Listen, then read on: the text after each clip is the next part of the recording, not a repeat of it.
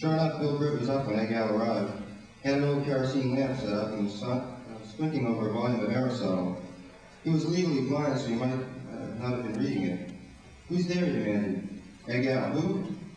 "I published Street Magazine. Megan brought by a copy of the first issue a long time ago." "Oh yeah," said Bill. "How are you?" "Well, I'm okay, I guess, but I won't be doing street anymore." "Good," said Bill. "Publishing's generally a waste of time, especially magazines. Try again at poetry." That gal sat on a log next to a milk crate upon which the old hermit of Chestnut Hill sat. "How's it going over here?" he said. "Oh," said Bill, "the fascists will win. They always do. It's the inevitable result of the incredibly high level of stupidity around us today. I think the whole system built by service providers, the rest of the liberals, says a pile of horse manure." Bill Britt just shook his head. "They want me to be evaluated for my court appearances. Fumbling bureaucratic shrinks wearing penny loafers, cardigan sweaters. Tell me to look at ink blots. And then want me to do this fucking Minnesota multiphasic promiscuity test or something along those lines. What a fucking service. They told me they could relocate me to a private farm that's supposedly very posh. I've been here for 20 years and they want to send me away to a country club.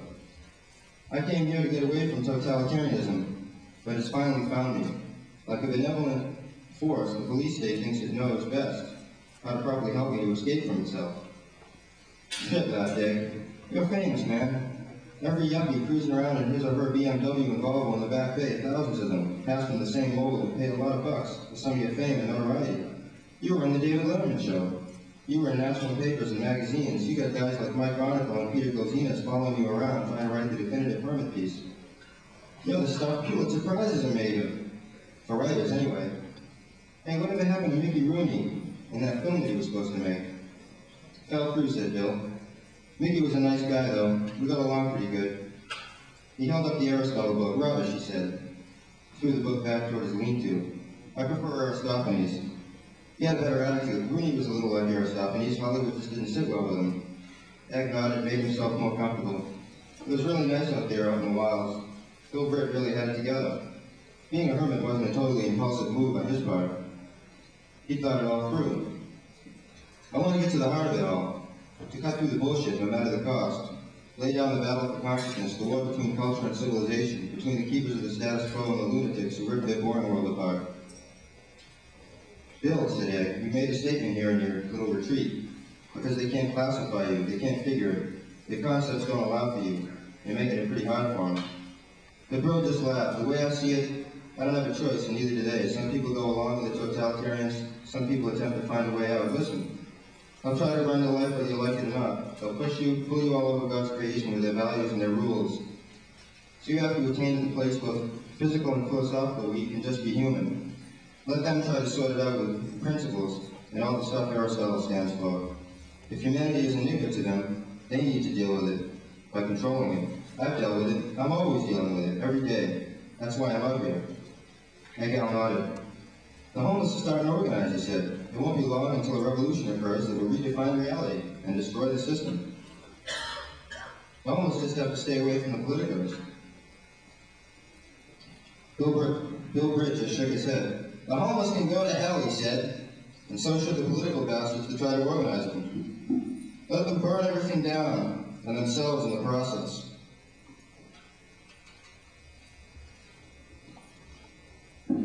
"The only real hero is Nero, who will be playing the fiddle when the whole shithouse goes up in flames."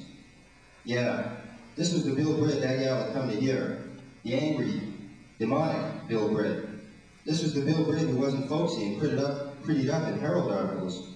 The one nobody here would make up a stupid fairy tale about a market of Bill Britt doll on. This was the real Bill Britt, old fire and brimstone Bill. "Egg," he said, "the whole shithouse will have to go up. Every city will be like a Dresden, whose bombed-out buildings will gleam naked from ash pits. Holes in the mud where tongues of flame will dart around all the laughing Neros." Bill Britt pounded a gleeful hand upon his thigh and cackled wildly. "The whole shithouse," he said. "The whole shithouse will go up with a bang. A totalitarian state will roast itself over an open flame." He paused long enough to say off the record, then sighed and became reflective.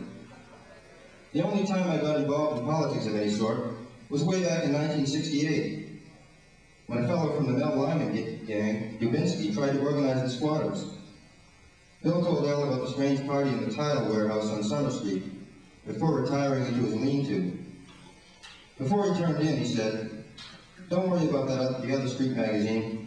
They'll go up in the coming conflagration. Just tell everyone Bill Britt endorses you. But don't print any of this while I'm still alive, okay?" That gal agreed, thanked the hermit Chestnut Hill, and walked back toward Brighton and the dive he lived in on Loathsome Street.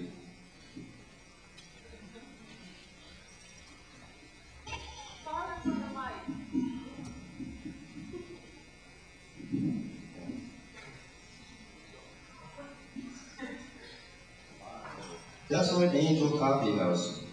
The poster hung from the lamppost in front of the Tasty Coffee Shop, and troubled city councilor Alfred E. Bellucci, who was out in the streets trying to infiltrate the scene in his bad lady costume.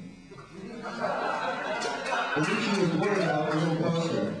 What the hell did it mean and who was behind it? Smacked of subversion, got him paranoid.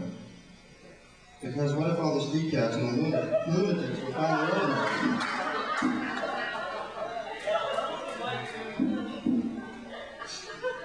Bellucci's been screwing around with a lot. I can't do that, and I can't flip the page.